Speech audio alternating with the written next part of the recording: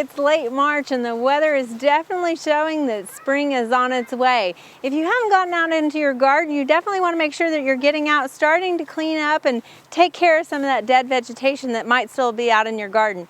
Today we're going to talk about what to do with your containers and how to clean those and prepare them for any spring planting that you might do. We've got a couple of different scenarios that we want to look at. So here's one, just a typical clay pot that you might have. Had some annuals in it last year. I think it had some ornamental peppers, so we've taken those out earlier in the fall, and you can see it's just kind of sat there. So what we're going to do is just remove our irrigation, and we've already unattached, detached it from the other end, so we're just going to pull that up through that hole so that that is out of our way, and we can reattach that as we go through this. You can see here we've got some old potting soil. It's got a lot of roots in it, some old plant tags that are still in here. So we're going to clean this out. Now when we talk about using potting soil, we want to make sure that we are using a potting soil that's appropriate for containers. We never want to use topsoils because those qualities of topsoils really don't transition well to something that needs better drainage that's in a container like this. The reason why you want to empty out your containers is because this older potting soil has degraded over the past season.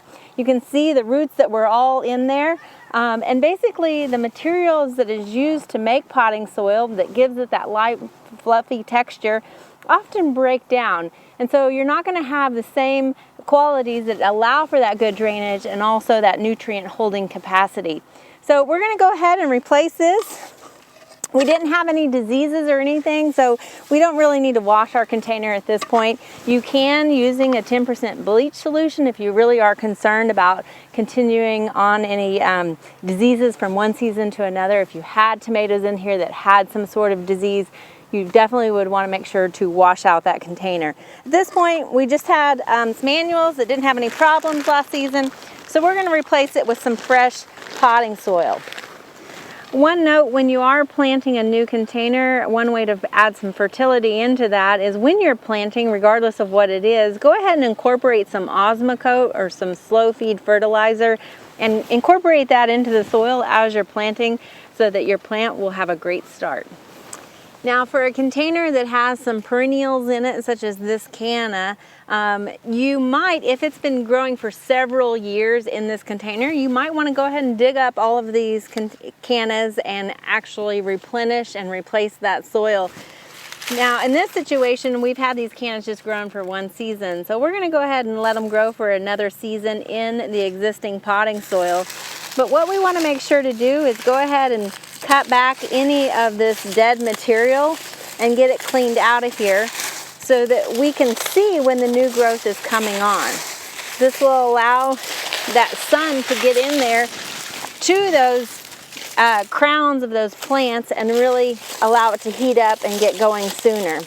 Now when you start seeing that growth, that's when you might want to come in and side dress, again with some slow release fertilizer.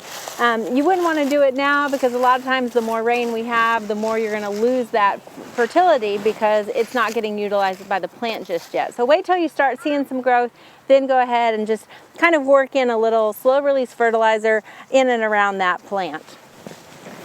Now over here we have another scenario that you might encounter, and this is a really large container. I don't believe we have it full of soil. I'm pretty sure when we planted this originally we used some containers, some plastic bottles or something just to fill up that volume so that the whole thing wasn't full of potting soil. But even so, there's still a lot of potting soil in this. And in this situation, you might not want to replace all of that soil. If you have several of these, that can be quite expensive.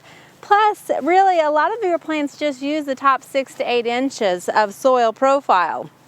Now again, we're in a scenario where we didn't have any disease problems that we're concerned about from last year, but we do want to help the integrity of that potting soil because it has degraded over the past season. You can see we've got a lot of debris in here that was left over. We've got a large root mass. So we're going to clean all of this old stuff out first. Now we've got a lot of the leaf material and that sort of stuff, and what we're looking at is just pretty much old potting soil. And in this situation, what we're going to do is go ahead and replace about half of it. And by doing that, we're just going to go ahead and dig some of it out. You can see it does have some roots in it and things like that. Now, I know this might seem like a waste, but it's just what you want to do in order to have good plants for next growing season.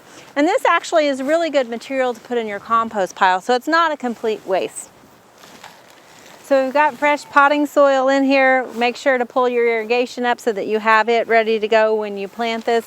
Again, you can see it's not as full as what we probably will fill it, but that's because if we come back in here with 1 gallons or larger plants, that's going to add some volume to that, and we don't want to have to worry about it spilling over. So we might need to add a little more potting soil, but we'll worry about that as we start to plant it again on April 15th. Now we're going to use the same sort of scenario on the large table gardens behind us because there's such a large volume of soil back there. You can see last season in our table gardens we had a lot of perennial herbs planted. We've got some oregano here that still has the old upper growth, but if you look down into it, you can see that there's new growth coming on already. So at this point, we're going to go ahead and cut that back. Again, it's just as simple as giving your plants a bit of a haircut. And a lot of it actually is so brittle that it breaks off in your hands as you're manipulating it. Now this particular plant, we wanted it in this location last year, and again it perennialized and did really well for us. But this year we're looking to plant something different in here, and we want to consolidate some of our perennial herbs to some of these other garden spaces. So we're going to go ahead and dig this up. So you can see this plant did really well in just one growing season. In fact, it really tapped out the bottom of this container. But at this point, it's a great option to propagate through division if you want to spread it around your garden. The nice thing about working with this oregano, this is Italian oregano, as we're doing all of this, it smells delicious out here. So what we're going to do is just go ahead and chop this in half. Again, a shovel or some sort of spade works really well to do this. Don't worry about being too gentle with this plant. It can handle it. It's a good spreading plant. It's got plenty of roots on it. And in fact, I think we're going to go ahead and chop a little bit of this root mass off as well.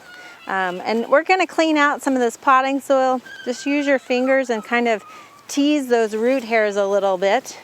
In all of that, that's kind of root pruning. So anytime you kind of tear the roots, that's actually going to initiate more growth on those roots.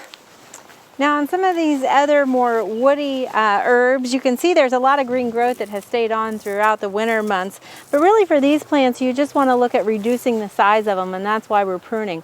Also, if you're using them for cooking, it's really that fresh new growth that's got the most essential oils in it that you prefer. And so we're going to take this back just in order to maintain that smaller size, especially in these raised beds. And what you're going to do is just go in here and trim it back to some of the smaller, younger branches that are growing. This is going to flush out with a lot of new growth, so don't worry about that. And it will be ready to harvest in no time as soon as it warms up this spring.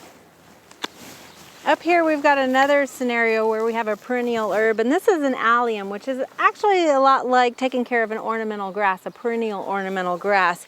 You can see the new growth that's starting to come on, and before it gets too tall, you want to go ahead and give this a haircut too. Now if you prune a little bit of that new growth, it's fine, it's not a big deal, but you want to go ahead and tease out as much of this old growth as possible, just so that you have a nice green plant that will be able to come on. Behind us here you can see we've trimmed that last fall, and you can see the nice new growth that's coming on, and you don't have to worry about it getting trimmed. Doing all of this will help get those containers ready to plant, whether you're planting cool season or warm season. Now you might have heard me mention April 15th is the date to plant warm season crops such as tomatoes. That's because that is the average last freeze date in Oklahoma. Now of course that varies depending on whether you're in southern Oklahoma or northern Oklahoma. And of course you always want to keep an eye out on that forecast, because after all, we are in Oklahoma and the weather can change any day.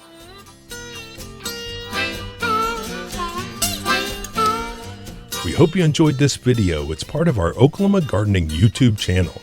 You can also find even more videos on our OK Gardening Classics YouTube channel. And join us on social media for great gardening tips, photos, and discussion.